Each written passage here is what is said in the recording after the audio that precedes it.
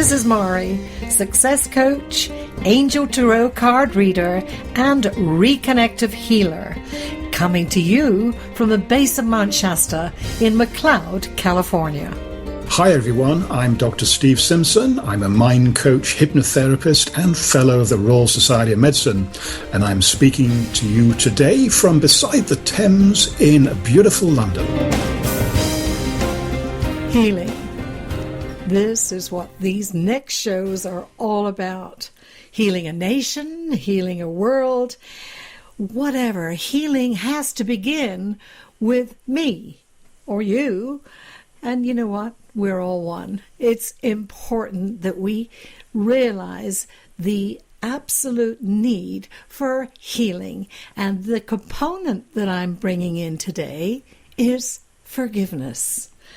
And so what I say is forgiveness of ourselves and others brings the healing our souls need to move forward.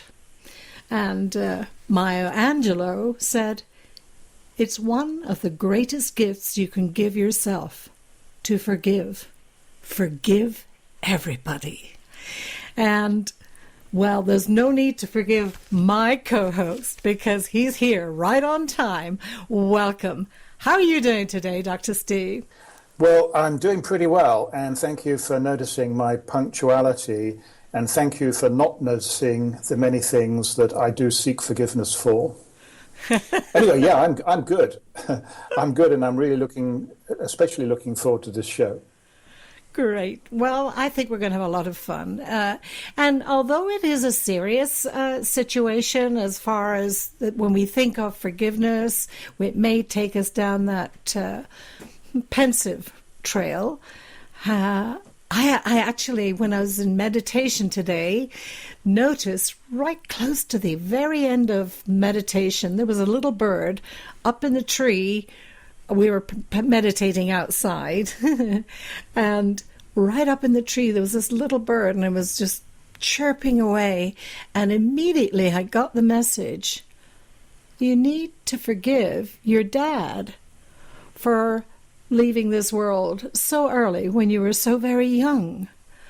And I thought, wow, I have never even thought of that before. Yeah, well, that's fascinating. I guess I would like to know a little bit more about this. I mean, your father definitely, if he could have chosen, would have wanted many more years with his family, wouldn't he?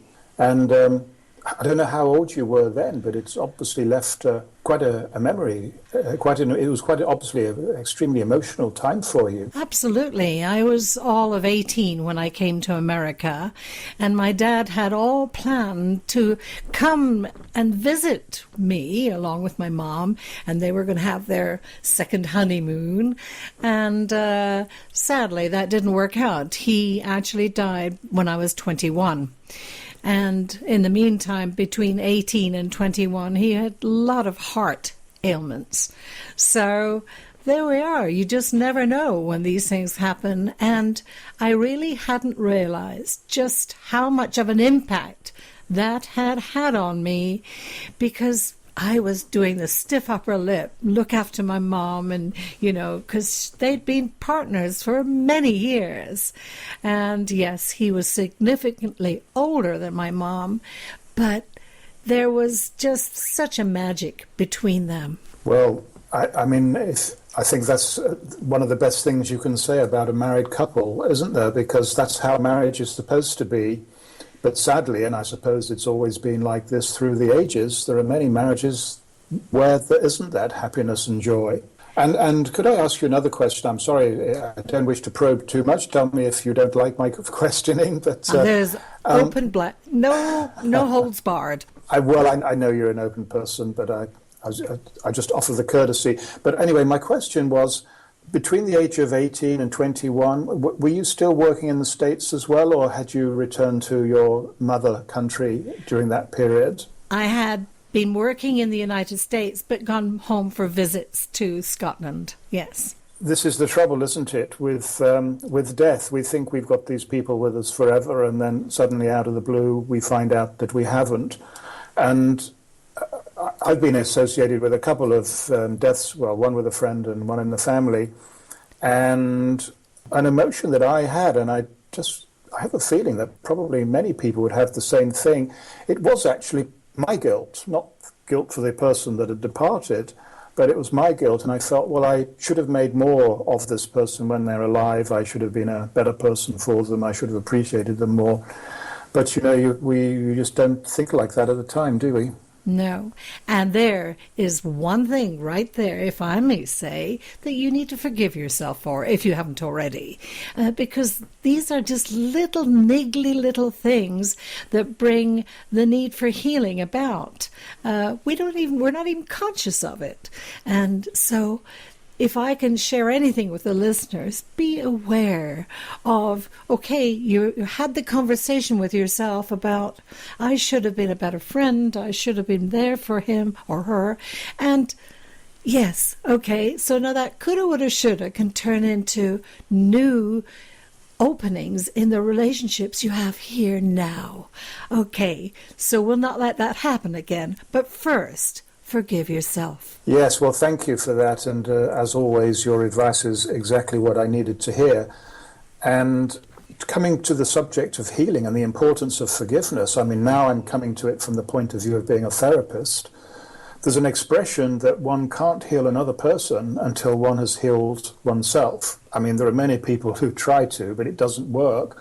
And so that is definitely, for anybody, actually, we're all therapists, whatever we do, in the people that we meet.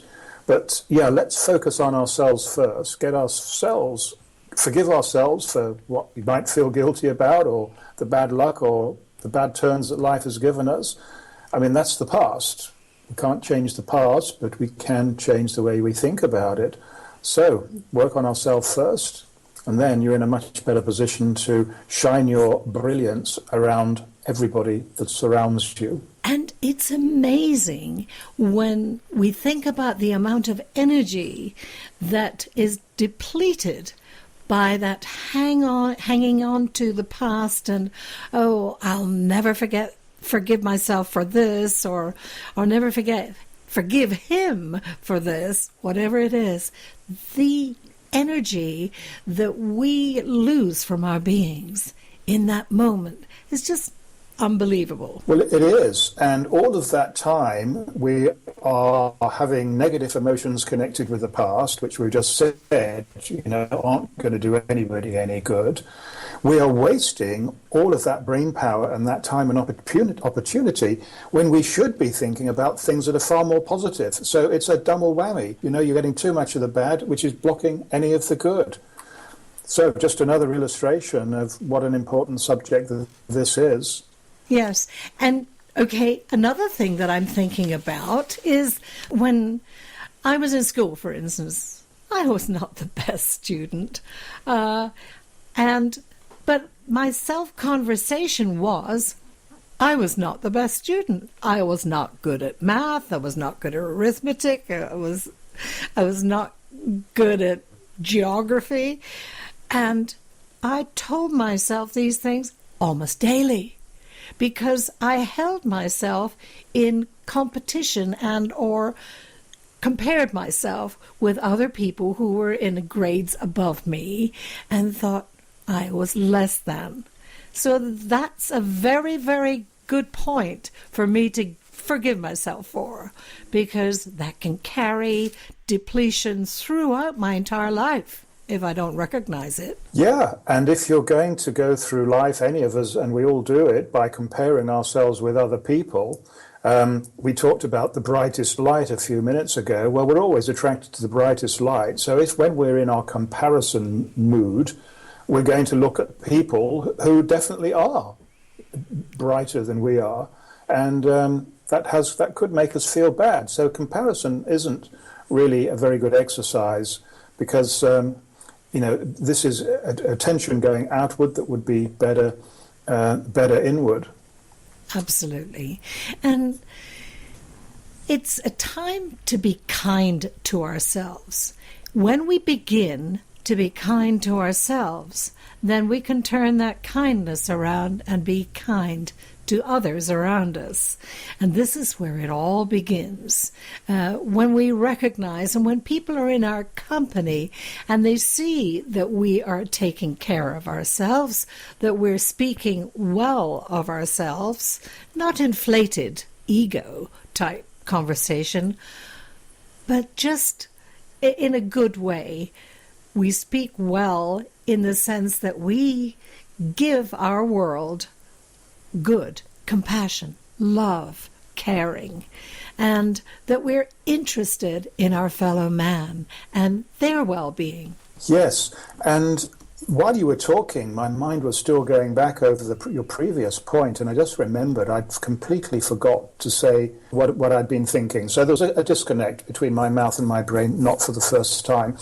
But when you were describing how at school you were no good at maths or art or all of those things, the question that occurred to me was, who put that question in your mind?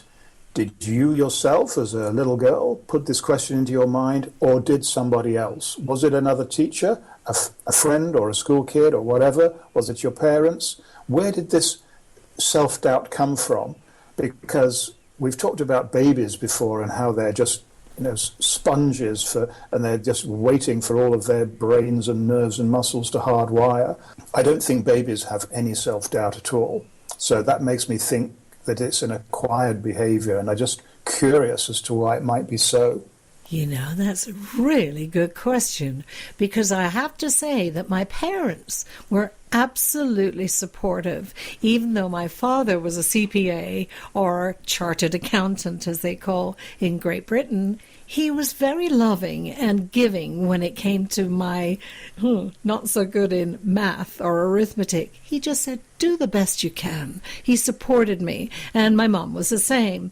So I think what mine came from was more the teachers, and comparing myself to how the teachers were treating the other kids in the class that were doing better than mine. And that's where it was. It was all comparing how they were being treated. Yeah, I had a feeling you were going to say that. And it's an illustration of the critical role of the teacher in a child's development. Because, once a kid is 4 or 5 or whenever kids start school, suddenly the parental influence is much diminished. And the parents have entrusted their child into the hands of a teacher. Now, how much choice did they have? If they did they make the right choice? Because it's a huge responsibility. And I think, good teachers, the sky is the limit for how much they should be rewarded. And unfortunately, in some countries, they're not rewarded. But I just think it's just about the most important job that there is for a person to do. And, I, back in the day, when I was going to school, a long time ago...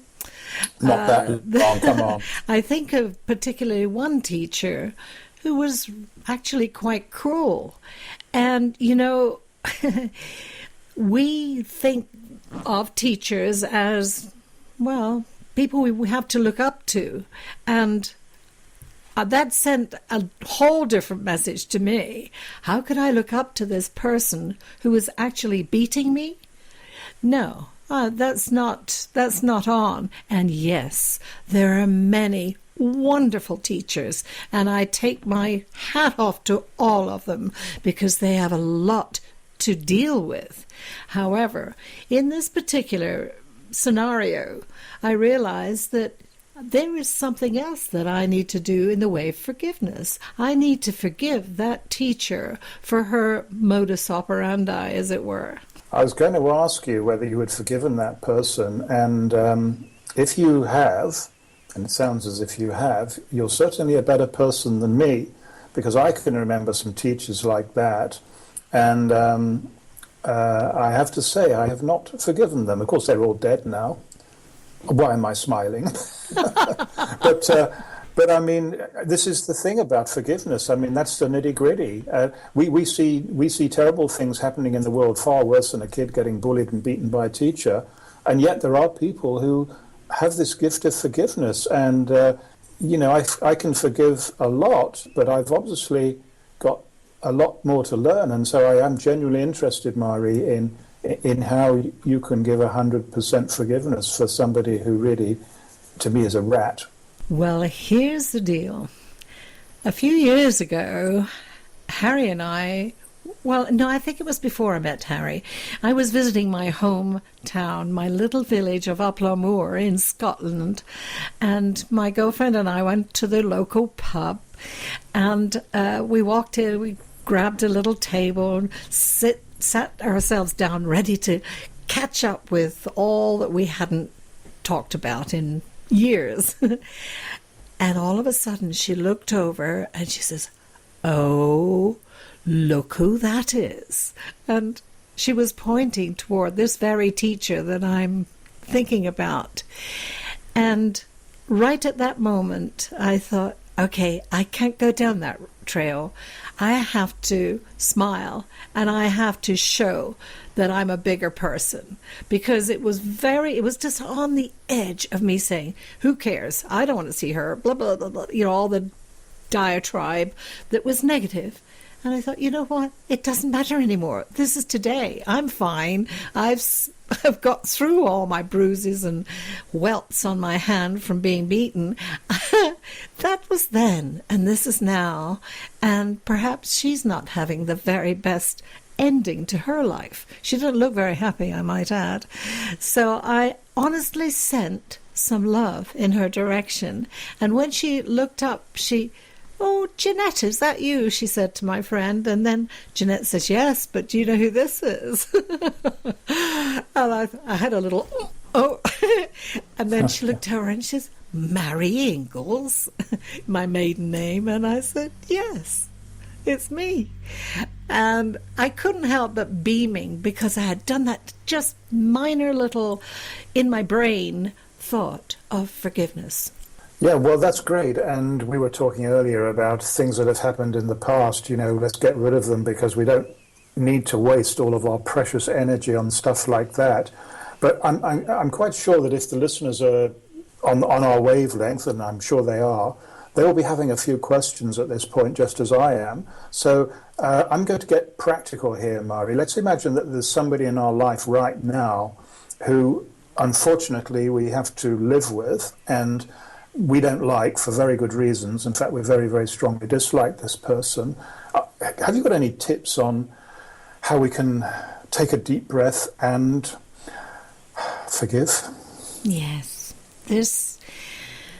Well, I've had a long training, and so yes, I do know. However, turning it into a way of how someone else can do it, I have to be very thoughtful. So here goes. The best thing I can say is to close your eyes for just a moment and picture this person not having your sight, your goodness, your love, your caring. Perhaps something inside them shows them a whole distorted view of life. Can you hold compassion for that person? Can you see them in their struggle? Can you hold light for them? It's not about feeling sorry for them. It's just about switching it around and feeling compassion in your heart for this being who is so obviously not enjoying their life in some way or other.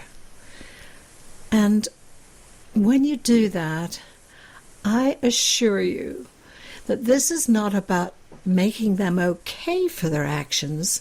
It is simply getting to a place of understanding and compassion, which absolutely encompasses the forgiveness. Well, Mahri, while you were talking about that, as soon as you started, I closed my eyes and I just gave myself up to the experience. And within a matter of a few seconds, I had shifted my perspective, as you had said.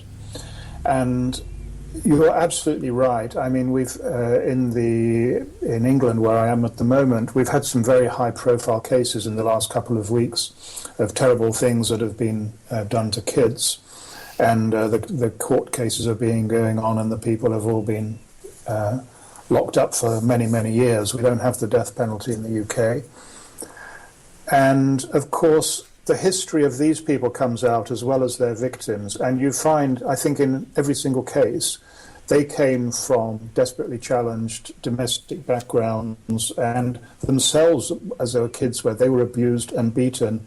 And I had a real insight then, because looking at that person, you think, well, okay, there must be a reason. There must be a reason that I probably don't want to know is why they behave in that way.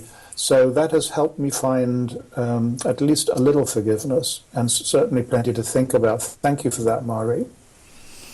You're very welcome. And the other day, Harry and I were out and we met a young lady who had been in the prison, Sarina. She worked in the prisons for 33 years, and she came across the meanest murderers and rapists and people like Charles Manson, a lot of people who were high profile killers, etc. And she and I bonded on this very thing about forgiveness and compassion. And she was recognizing, as I have done for a long time now, how locking people up and putting them away for life is not helping the situation at all. America is filled with overflowing prisons, as are many other places. However, it's time for us to shift our energy and recognize where the healing is needed and the forgiveness and the compassion, rather than just throwing people in a cell and locking the door.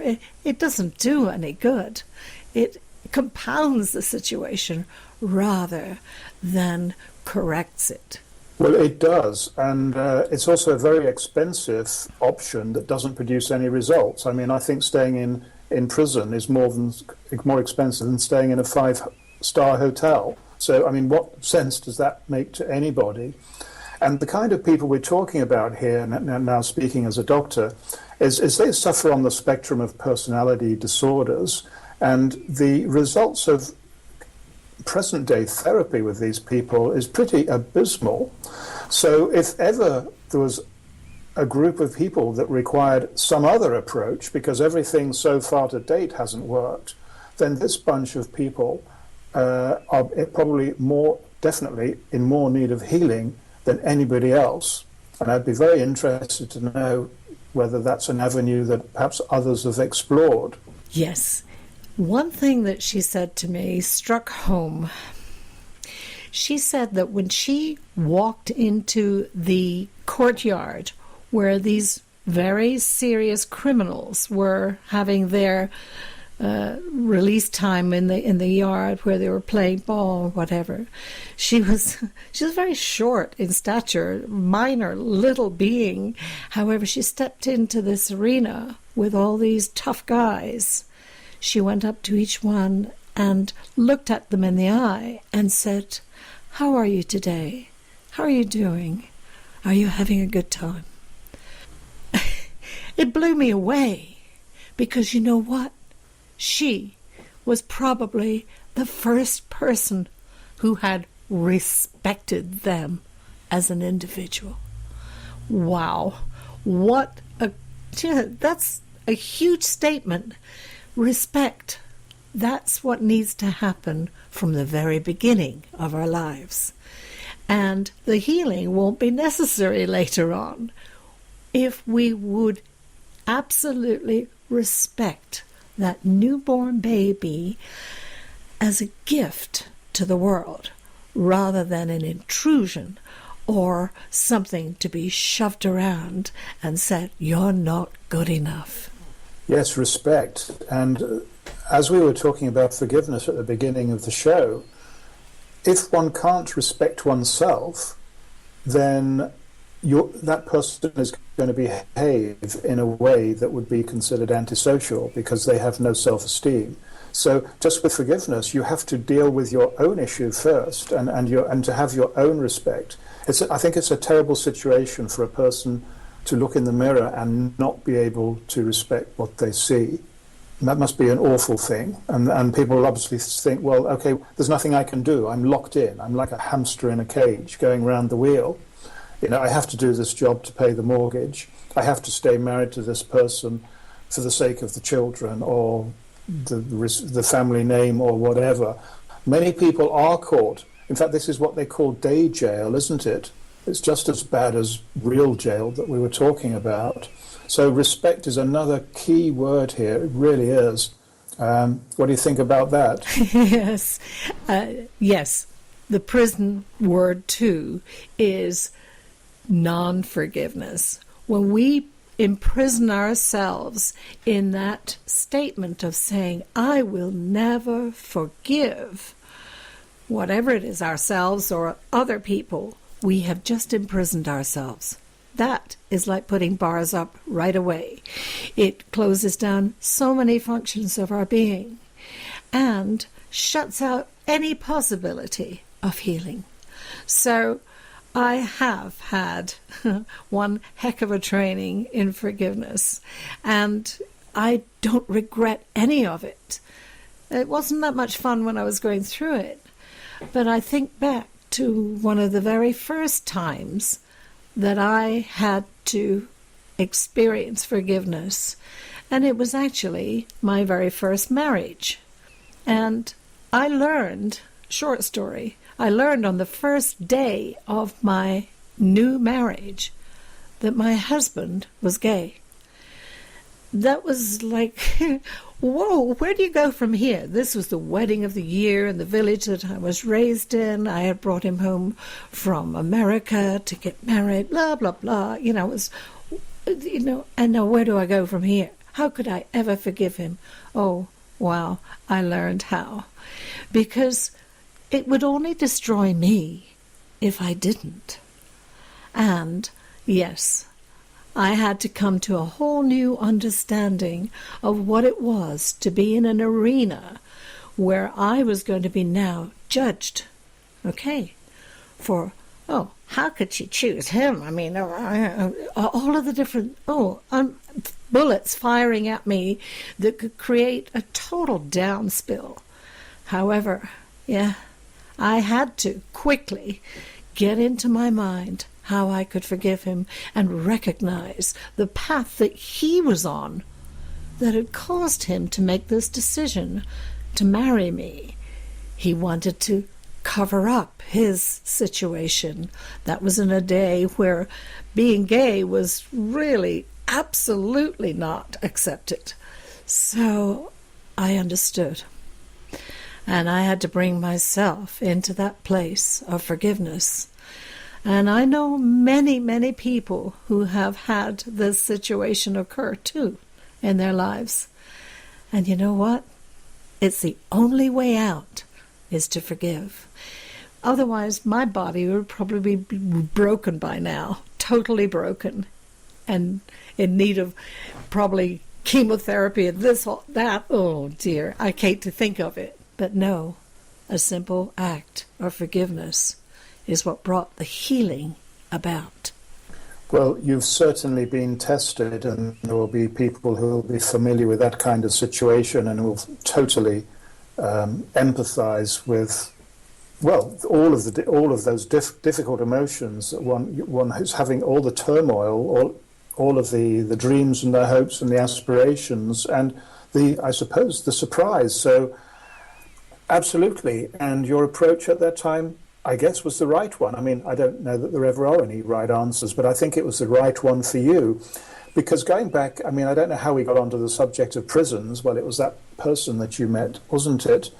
But it seems to me like this brings us back to prisons, because there are prisons that people build at great expense, and they put people in at great expense, and nobody's any better for it at great expense. So that's definitely a definition of a prison. But then as a person, we have the ability to put ourselves in a prison, which is, frankly, just as nonsensical.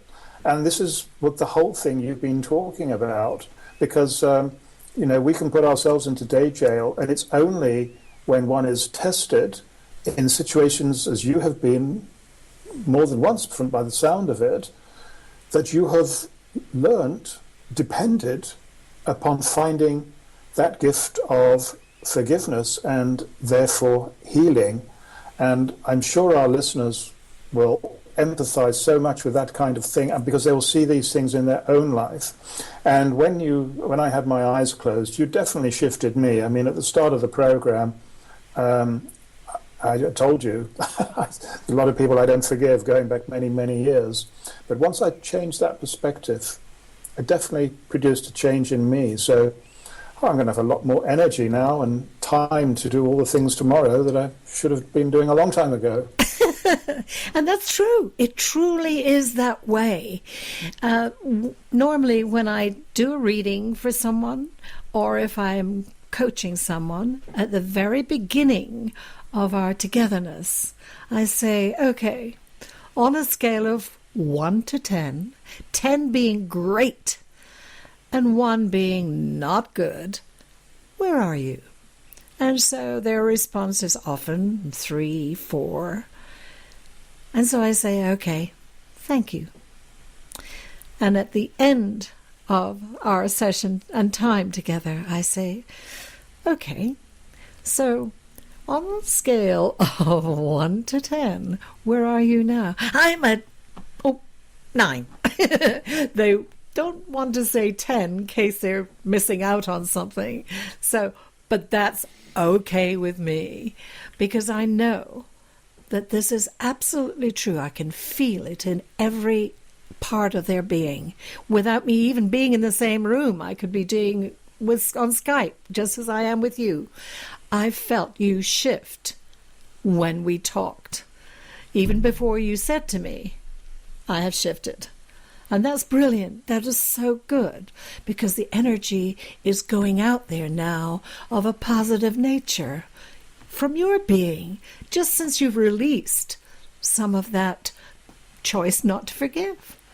Hey, it works. Thank you. Well, thank you. It certainly does work. Now, there's one thing that I haven't been able to shift, and maybe you can help me with this, and it's my intense curiosity, which is actually building by the second, because just before we went on air, I saw you come in with a pack of cards, and I thought, now, what is Mahri going to do? I bet she's going to be playing poker while we're talking.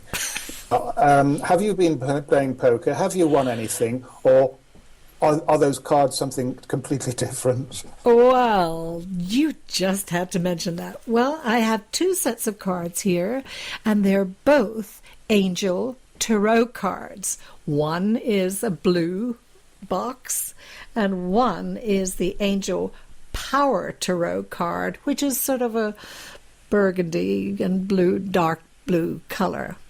So if you were to choose one of these boxes, which one would you like?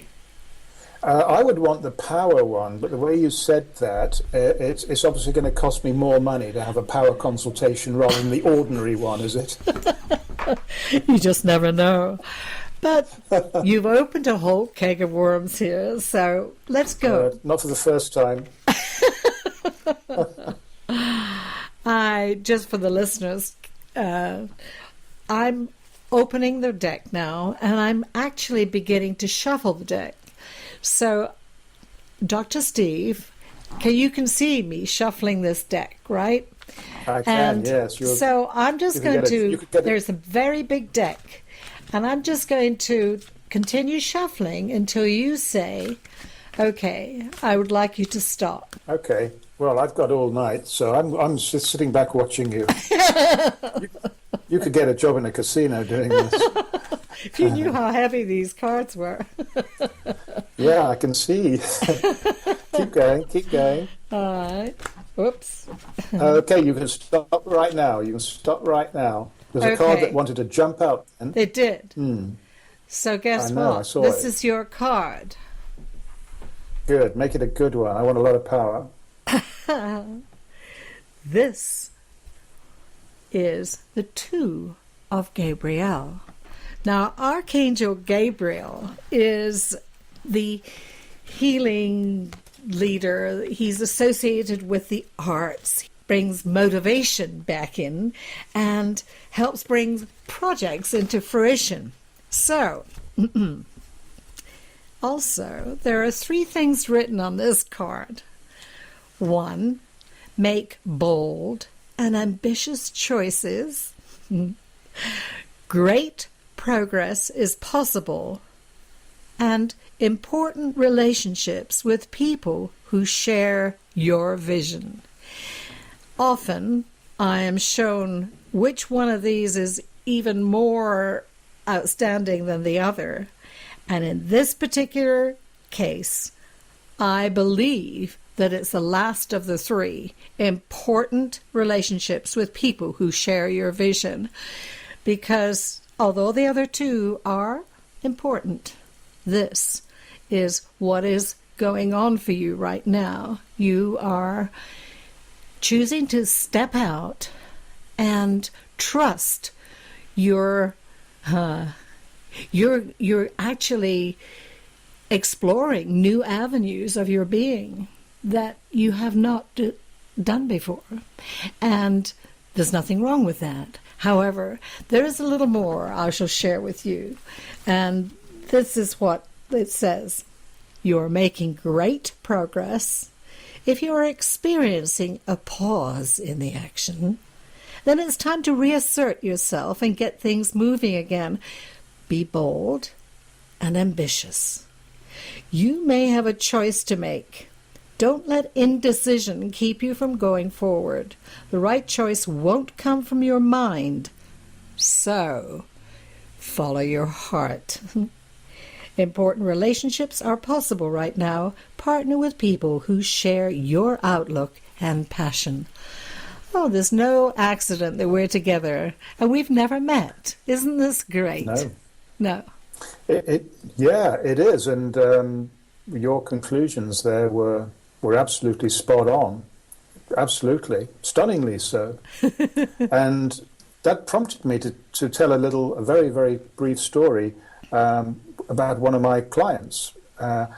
This is, and the reason why I mention it is because we've been talking about forgiveness and healing, and we even started to talk about personality disorders and stuff like this.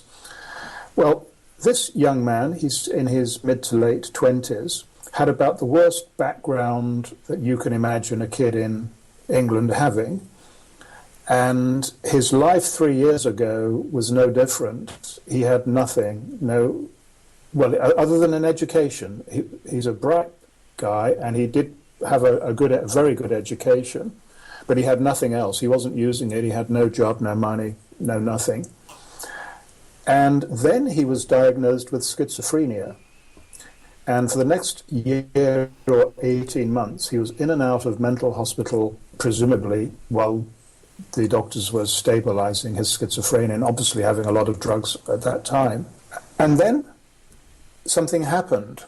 He found a gift inside his head. And in fact, the truth is that he's a professional poker player. So we started the conversation with the cards. And he is probably one of the best players in the world.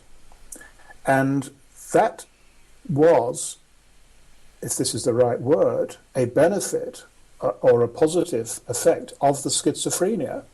And he's very well controlled, and let us hope that it stays so. He's on very low medication as well. But this has had a tremendous change on his life. And whilst he wasn't seeing me for his schizophrenia, because I don't feel qualified to treat that, and anyway, he's with a very good team anyway who are doing just that, I wanted to know more, so I did some research, and I find that this connection between schizophrenia and creativity is very well written up in the literature. There are many, many people who would put their finger on and say, that was the time when my life started to change. So I don't quite know where that fits into forgiveness and all the rest of it, but it's certainly a very vivid example of how complicated our minds are and how poorly understood they are, even in this day.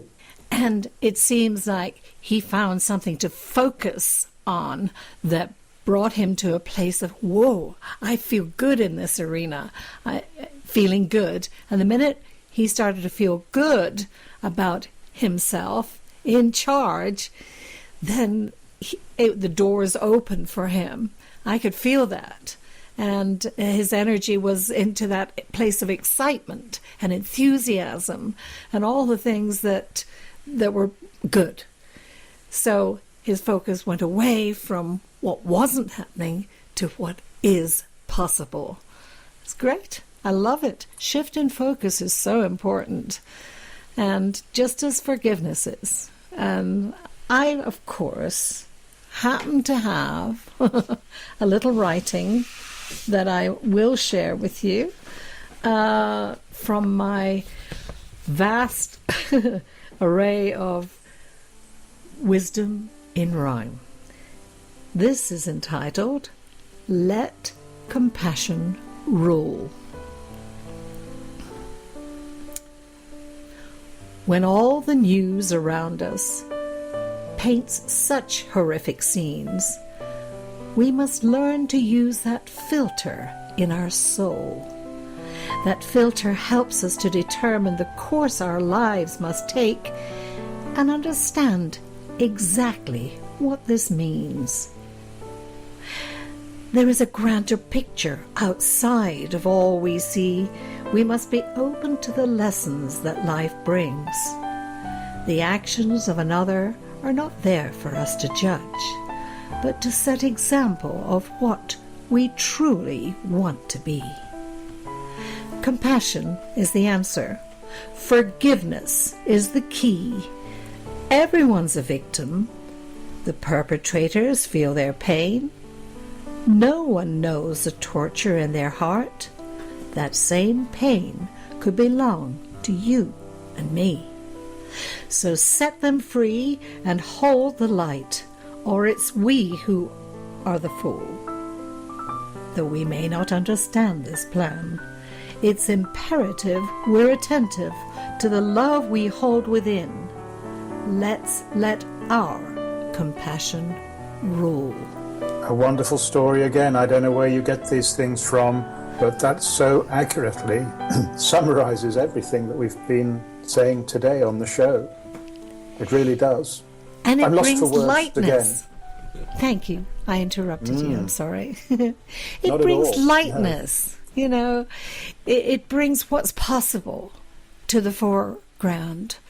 And as soon as we as human beings recognize the amazing gifts we have inside, the tools that are right there for us, and holding on to something that someone did to us or someone said to us as a way to be mean or angry toward them is doing us no good at all. It's almost like, okay, if you get cut off in traffic by someone and you're really angry with them for cutting you off, and you continue through your day and you go into your office and you say, hello, oh yes, I'm mad today because that person cut me off, and still at lunchtime you're still mad, and the guy's gone on about his day, having a great time. He cut you off, but he probably wasn't even conscious of it. And he's having a great day and you're having a miserable day. It's a choice. Forgive, let go. Come on. It's time to enjoy your life. This is supposed to be fun. Having life is not supposed to be about being ill or being in a place where you need healing continually. It's a place where you feel good about who you are and how you are being. And sometimes that just means being forgiving. Yeah, well, you've given us lots to think about this week. Now, of course, my curiosity is always excited when I start thinking about what's going to happen next week. What are we going to talk about, Mahri? Wow, I wish I knew. How are we going to change the world next week and make it a better place? Because we need to find something. Well, we may stay with the F beginning. Might be fear. It might be. I don't know. Perhaps I'm going to have to surprise our listeners because truly, I do work from a very spontaneous way. And as you know, we do this show off the cuff. We talk about what's important in that second right now. So, yes, it also has to do with healing. Very important. However, whether it's compassion, whether it's fear, or what, I will let you know. Good. Well, I'm sure you will. It'll probably be about 5 seconds before we go on air. But I'm fine with that because I'm all about living in the moment. And, my recommendation is that you and Harry go and dance in the rain in your bare feet and around the tree or the mountain or wherever you are, and those angels are going to speak to you, and they're going to come up with the idea for the next show. You got it. You see, that's the way I work. Thank you for bearing with me. I'll do the same. I could do it. I'd need to polish up my dancing skills. Well, you mentioned about dancing in the... We actually do. We take our shoes and socks off and run around the grass outside here. It is perfect. It really helps to make you feel good. And I bet it is. Yeah, it's wonderful. So that's another healing thought. Yeah. Thank you for being with me. Thank you for doing this show. Oh, no, thank you, Mahri. I have so much fun, and I'm so pleased that I have the opportunity. I love it. And I say I really can't wait for every next show we do. And thank you, Harry, for all you do. We appreciate it so much. And I might mention that Harry has an amazing new network. It's happyvideonetwork.com. And so if you want a little healing in your life, just watch it. Just get on board. And a lot of the ways you can see us will be actually on there too. So what a way to go. Isn't it great? Have a great day. Thank you, Mahri. To all our listeners, thanks for joining us. To you and Harry, of course, who does his wire magic and makes sure everything's connected and nobody gets an electric shock either. Thank you. And speak to you soon and have a brilliant time for the rest of the week. Angel Corner Retreat Radio is produced by Happy Radio Network in our studios in McLeod, California. Thank you for listening.